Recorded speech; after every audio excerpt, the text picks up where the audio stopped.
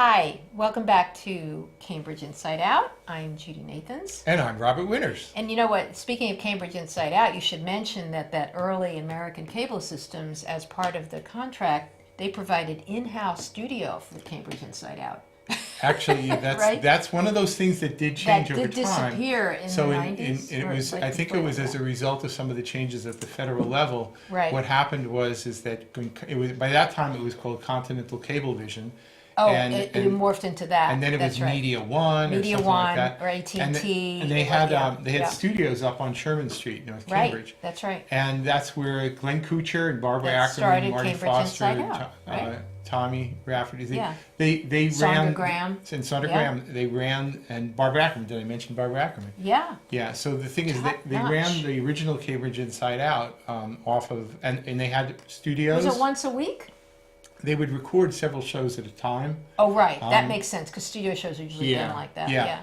But they had like a full professional staff in Oh, there. yeah. It was produced. It was a not like super we're- production. It's nice to see us, but this is single camera. We We're don't fool amateurs. around. Yeah. It's just whatever you Right. see what you get. You So get they what could you have see. multiple cameras and a Right. circle. They had a staff. It was based on the model of the McLaughlin Group. And also what they do in GBH, or what they did then back in their Yes. local Yeah. news. Yeah, same kind of thing. So, but the thing is that just to show you, when the federal regulations change, how it does affect us locally. So that's why it changed? So because that's of why the it federal changed. But what administration was that? Was that Republican? Democratic? I think it was actually during Reagan. No. I think No? it was actually Because Reagan was there till around the year 90s. 2000 when it ended. So the thing is that there was a lot of changes that actually happened Oh, it's Bush. during Clinton's years, actually. Yeah. Yeah, That were good or bad? Well, the thing is, they were trying to grow the internet, and they were basically Oh, right. giving a lot of incentives to take out telecommunications companies to rapidly deploy, Interesting. just to sort of make internet sort of be the thing, which is in fact what Interesting. happened. Yeah. And so the industry people basically said, no, don't restrict us this way. You give us a right to do this, that, and the other thing. Oh, that's interesting. And yeah. part of that some of the things that were good benefits locally here were all swept away in that wave. Interesting. So. Well, at least that part. I mean, you Right. still could. So CCTV still existed. I but still it have was the email message from Glenn Kuchar. I actually put it in plastic. I keep it Yeah. there. Which basically said, okay, well, that's the end of Cambridge Inside Out from the old version. It says, it's Yeah. all on you now, buddy. So when did that end? And then Like in I've kept 91? Cambridge Civic Yeah. Journal in many respects as sort of a way of keeping the flame So when alive. did you start? When did you revise Cambridge Inside Out with Susanna? Actually, that Susan Fleischman here pretty much suggested that we Oh, do it. okay. We just needed a name, so we asked Glenn if we could steal the name. Thank you, Susan Yeah. Fleischman. Yeah. So So that was when did actually you start? 2013. Yeah. So she only did a couple of years. Yeah. Okay. So anyway, but the point is that there's been changes and there will be other changes to happen. And Yes. I would hope that in the future, that we can find some sort of a predictable landscape so that people who want to do good programming locally can do it, and it can and know that it's going to persist. And you know what my wish is? That all committee all committee meetings can be televised. So Well, that more and people more can are, see them. from the city Well, council. they have to request them. They It's have true. to request It's to true. have it televised.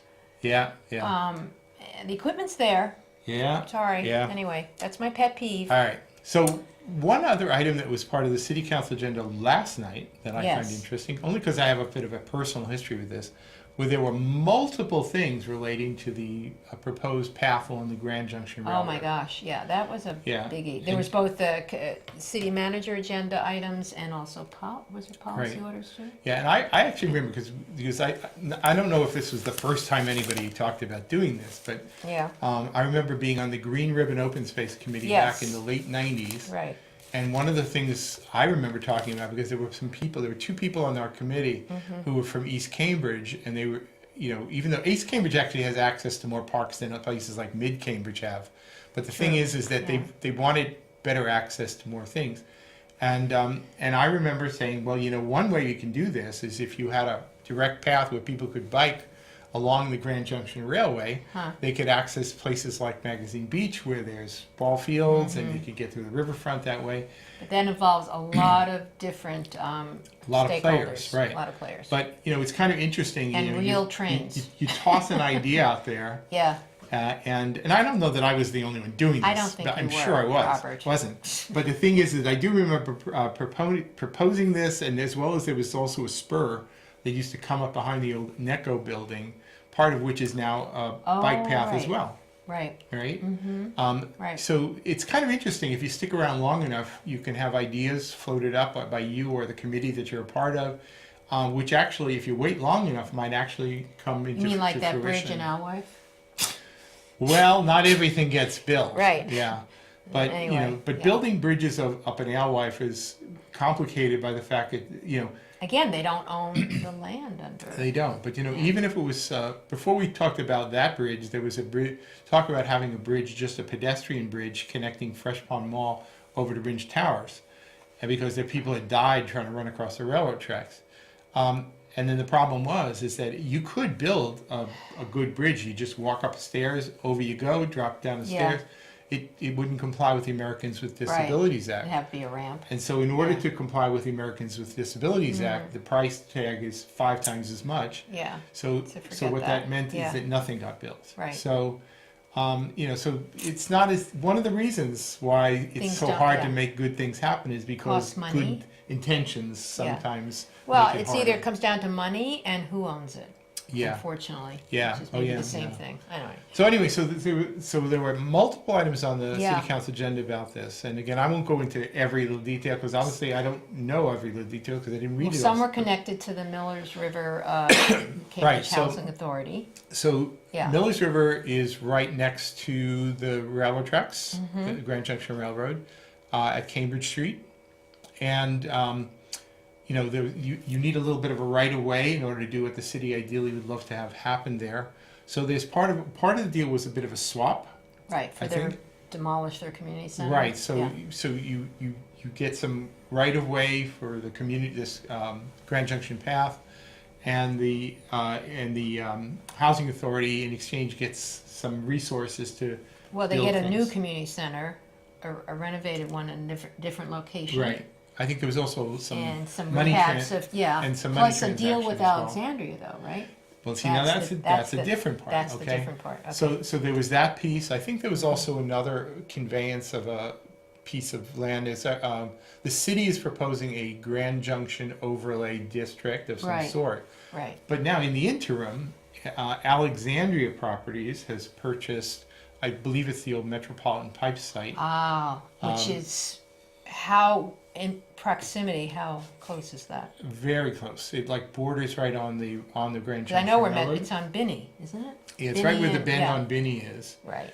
And, that's just like a It's low-scale in the warehouse report, site but I that's don't been there think for we a have long, that long up time. here, do we? So in addition to these two items from Yeah. the city manager that had to do with passing of a right-of-way and this deal Mm-hmm. that was going on with the Cambridge Housing Authority, Yeah, for the apartments there, yeah, there was also a new zoning petition arrived yeah. from Alexandria Real Estate, which makes reference to their own version of an overlay district for the Grand Junction Path. Okay. But their deal they're offering, and I'm not offering any opinion on whether this is good, bad, or indifferent, but basically they're saying, we'll give you some right-of-way here, but we're doing it for price. Yeah, You got to give us this extra height, 120 feet. something like in that. They have to change range. the zone, I forget what it was, A something, or I don't know what it is, but Well- it's not 120 feet. Right. Well, the thing is that you can't just sort of How many say stories is 120 feet? depends. It's 12 residential and about 10 commercial Okay. stories. Because I don't know if that's changed at all, but And what is this across the you street? can usually figure What is 10 this, feet 20 is a stories residential across the story, street? 19 for Mass and Main. Okay, so it would be Yeah, that's two-thirds 190 of that. feet there.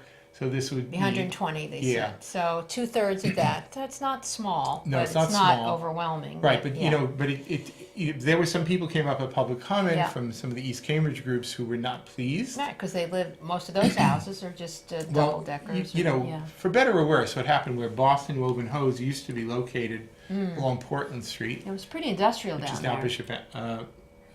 Yes, that was very Yeah. industrial. So when Boston Woven Hose was cleared out, they put in these homes which are actually look like little single family homes. Oh, It's a that's very- so that used to be You're There's talking about further Michael down. Way, James yeah. Way, Of and course, then another I know exactly. one. You And know, those these are little all U-shaped single, streets. like little Very unattached anomalous. homes. Right. Very anomalous. So that's the area that people are concerned about. Well, yeah. So Okay. now it's a sort of an It's atypical. not that near Metropolitan. I mean, it's between Cambridge well, Street and so the yeah. thing, right now here's the catch. Yeah. So here's a little bit of history. Okay, Mr. History.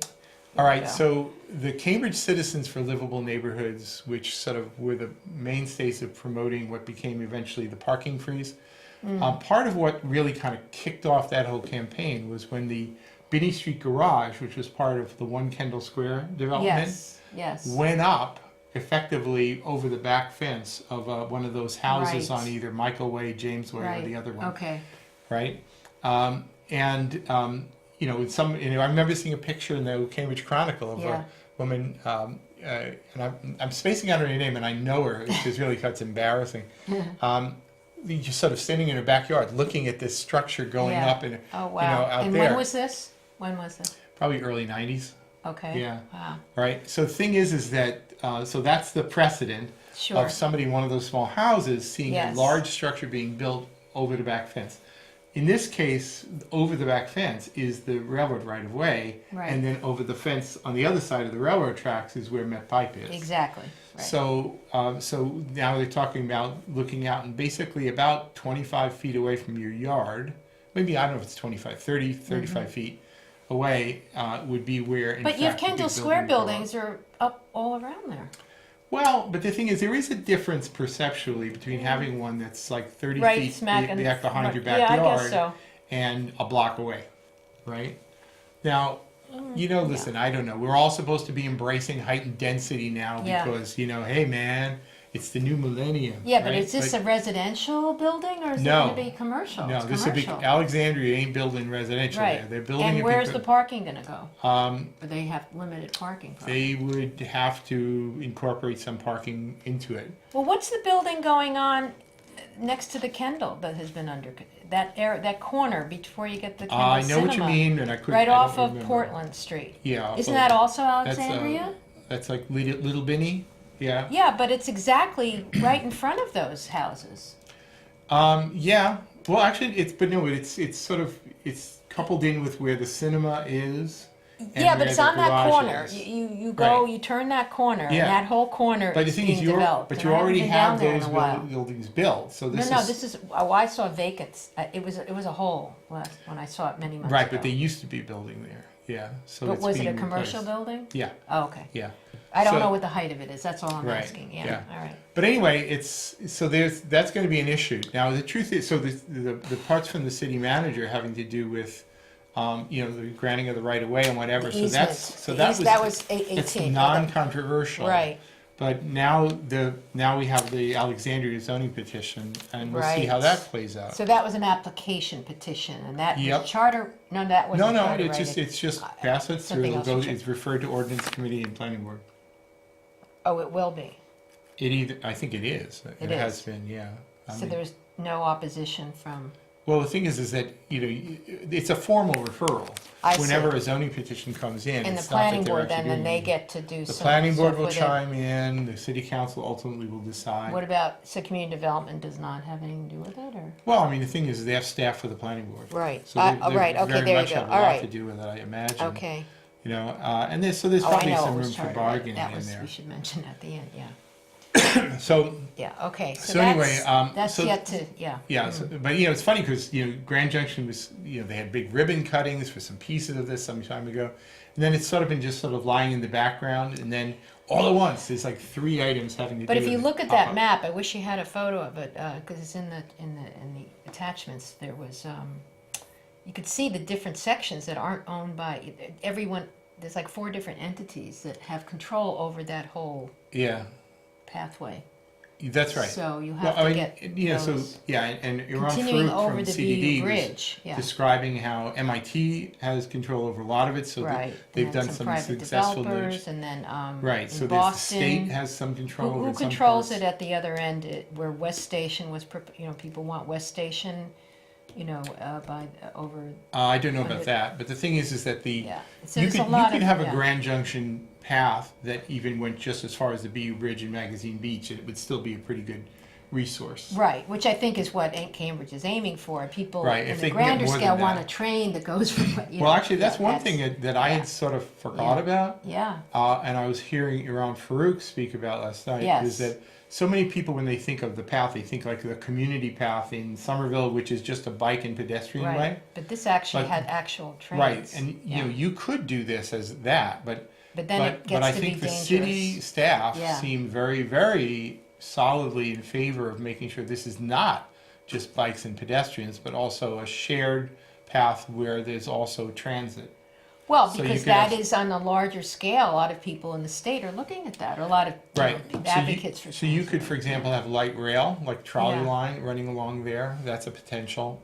Big fences though, because if you have bikes and rail, whatever. Right, but the thing Could is be that elevated. but a trolley, I mean, you just think about Commonwealth Avenue in Boston. The thing is that you can have a right of way with trolleys running in there right at street level. Yeah, I wouldn't call it a trolley by the time they build this, but you're right. No, yeah. but it could be the same Yeah. type of rolling But stock it should that they have on connect to Greenlawn. what they want to connect it to North Station.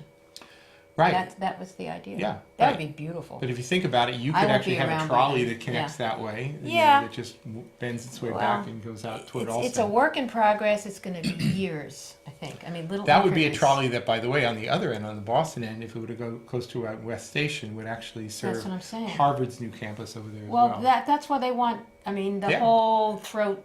Yeah. That whole discussion, all that's involving all of that. Yeah. Yeah, no, this is MassDOT, it's like a yeah. cornucopia for transportation planners. Yeah. So, but anyway, it was funny how something is sort of docile for a while and then it comes back.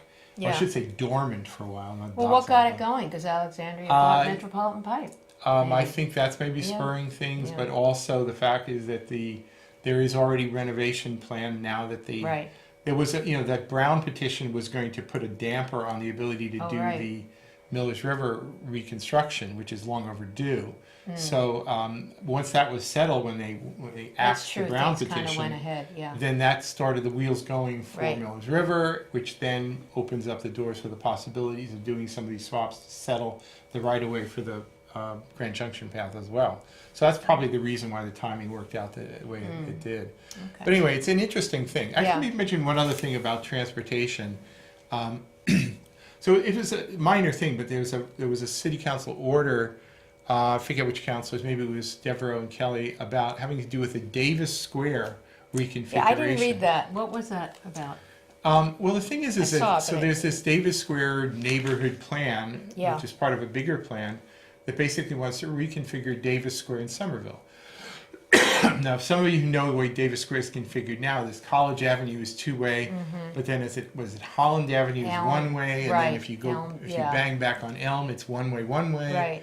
up to Russell Street and Right, whatever. So they want to right. completely remake this so that Oh, it's really? primarily two-way streets all around. Ooh. But what they're going to do is right where all the roads converge, right in the middle of Davis Square, they're going to bring them together for just a standard intersection. Right? Two-way this way, two-way this way. I think only one street, one way coming in from the south, from Cambridge. But so why is this relevant here? Well, the thing is that when you do a reconfiguration of a roadway in Somerville, it has an effect on Cambridge traffic. Sure. We don't live on little private islands here. Just like when there's reconfiguration or construction going on in Union Square, Somerville, it affects what's happening along Prospect Street Absolutely. in Cambridge. Yeah. And when we do things in Cambridge, it very much affects and spills over to Somerville.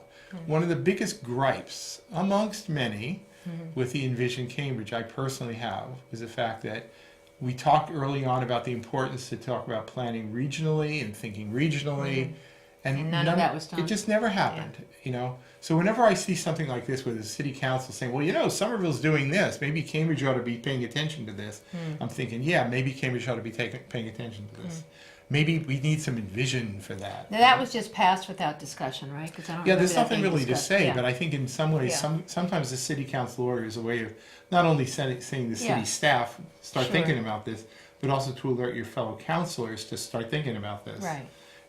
So, but anyway, I find things like that kind of interesting, maybe because I'm a bit of a transportation geek a little bit myself. Okay. So anyway, actually, last night was actually there. I think if you think about it, there were 3 new zoning petitions. Let's see. There were Okay, the Grand This is a Junction quiz question. overlay. All right. No, actually, Oh, all you're right, not you're right. counting? So Yeah. that's from Alexandria. So they Yeah. put in Okay. a privately generated petition Sure. to do that swap with the Grand Okay. Junction. So that's one. And then what? All right. So the then cannabis have something to do with cannabis? no, because that's No? already in process. Oh. Okay. Already, the That'll flat get roofs? settled soon. No. That's right. That's okay. that's a zoning thing. The flat roofs. It is. Yeah. So it says what's permissible. It's land use okay. regulation. All right. So the thing is, that's one that's already been proposed and gone through the process at Right. least twice, but it failed to have a quorum at a planning board hearing, so it died, and Okay. now it's being resubmitted. So this basically gives property owners with flat roof buildings, like me, Right. some options to put a pitched roof in, which would require adding a little extra height to your building, Okay. or otherwise reconfiguring to make things a little bit better. So, All right. so I don't know where that's going. Some of the other it only passed 5. The order only got a 5-4 vote Yeah. because Now, some why was that? I think some city councils said, well, this is not a high priority for us. But then The again, flat roof one? so several of the city councilors just didn't even want to move it forward. It seemed to be like a little bit of testiness amongst councilors on that one. But I though. thought the flat roof was a very environmentally favorable. I would one. argue that it is. Well, who originally brought it up? It was originally from Councilor Kelly. And he was the one that said no. And I think it was. Wasn't he? No. Oh. I think it might have been Kelly and Zondervan promoting it this time around. So who? I don't. I think it's actually an idea worth considering. Now, the second, now third. it's up to third. Yeah. What was that zoning one? petition is the reintroduction of the order that, the zoning petition having to do with accessory dwelling units. Oh. I think Carlone maybe put it in several months Right. ago, but then it never had a hearing. So it Right. never So got that any hearing. I don't get why that. Is that the one where Alana Mallon just felt very confused about? Wait, it didn't go to a petition, so why are we voting? Was that a different one? Maybe that was a flat roof one. Neither of them really got their full process. Yeah. So they've both been Okay, so reintroduced. this is accessory. I thought that was the Patrick Barrett. had Well, brought the that up. original one was for Patrick Barrett, but the thing is that for that there were some provisions that could have been written into the accessory dwelling units at the time, but were not included. And then there was a list that I think Dennis Carlone got, maybe from something Patrick had provided. Okay, so And then that becomes sort of the next. so that is version. then now. So then what happens now? Well, now So it's petition goes to the planning board. So I now thought it gets referred to planning board and ordinance committee for the full process. So Okay. this time I imagine they'll get their hearing. But did you hear though in public comment somebody that actually and Carlone that he thought, and it sounded to me like rent control, that he thought that it should be required that they should be affordable units. Yeah. Did you hear so, that Peter Glick? Do you know? Who that is? I know the name, Yeah. right? So see now that's one of the things that actually That- becomes kind of ridiculous. Yeah. So you say, okay, the city's going to allow you to do Yeah, something in your own home. in your own home, but if you do it, Yeah. then we got to get our fingers on it. We have to sort of make it so that you're now required to make it available. Can I only just to say certain something? candidates. I'm not. if that's part of the rule, then nobody's going to take I'm advantage gonna. of it. I'm not gonna Nobody. name names here, but 20 years ago or whatever, in a 4-unit building, it was proposed by someone I know to add 2 units because they were very large and make them subsidized if he could have the 4. This is under rent control for the market rate, and they said no, you can't do Yeah, that. yeah. So I'm just saying. Right. Here's somebody wanted to do that and they Yep. couldn't. So now Right. to tell someone who is in their own home, and this person actually said this was better than the affordable housing overlay thing, which would, and I didn't get that. I thought this is even more punitive. you know, I don't get it. I'm going to go out on a limb here and say, basically, Yeah. the city's housing policy can be summarized in one sentence, which is to take as many dwelling units out of private property and put them into public or social control as you possibly can. That's really what it comes down to. Well, So if they say, okay, we'll let you do some changes to your property, but only if we right. get control of the units, right. right? Because that's our policy. Well, And you know what happens then is Yeah. so somebody's going to say, well, we're not going to take advantage of that option then. and Patrick Barrett, did you hear his comment? I did a bit, yeah. It was very good because Yeah. he said, how come the small property owners don't have any say at the, in other words, Get those people together. Well, You're always talking to the big there is developers. there is and he's absolutely right. Yeah. The thing is that the mindset Yeah. right now is like, well, we're going to deal with Alex Twining, whatever, because we can Right. get 60 units of Right, affordable housing inclusionary zoning, by right. giving you whatever Yeah. you want, right? Because it's all about generating those Right. sort of social But those of you that own your ownership. own homes or have small units, We're not even interested in talking. Yeah, to you. we just think You you, know, need. and that, if they say, well, we'll give you, the city will allow you to do things like we'll give you some grants to do upgrades here, but the price is that you therefore have to have your so then you units had be- then you had the policy 13. So we Yeah. don't have much time, but that one really generated a lot of. Right, so that was from Quentin Zondervan, Yeah. and it was apparently in Portland, Oregon. There's something that's like a tenant relocation expense. If And you raise your rent more than 10%, I Right. mean, there's certain reasonable things here, but it It's just sounded reasonable, like but- it was really. I'll speak personally, Yeah. okay? So I have a triple decker. I recently had an apartment. But you were so not a good Right. example. I but had very anyway, low yeah. rents, and Yeah. then there was a tenant was going to be moving out. I was going to raise the rent after it was having so not low, touched it. It yeah. was ridiculously low, so it would have gone up a few $100. Yeah. It would have been in excess of 10%, but Right. that's after many years Many of years. 0% Right. increases. Right. And then we left on bad terms. And Yeah. in fact, I would have had a tenant who says, well, now you have to give me $4,000 relocation expense if this had been the law.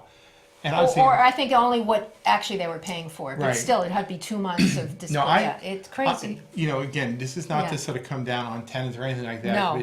But the thing is that when Councilor Zondervan or others introduce things like this, or It the just tenant right of first immediately gets refusal, people- I take it as a personal insult. Yeah. The thing is that it's not about actually, it's not about doing right at all. It's just about gaining more control. It's telling you what to do.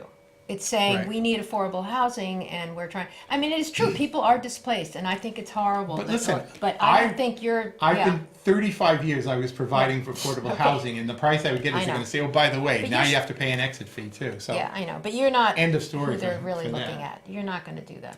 I know, but it would affect. It well, would have okay. affected me. As Anyway, well. it got charter righted, which is a good idea Good because it idea, needed yeah, to so. have more. Anyway, we'll talk more later. See See you ya. next week.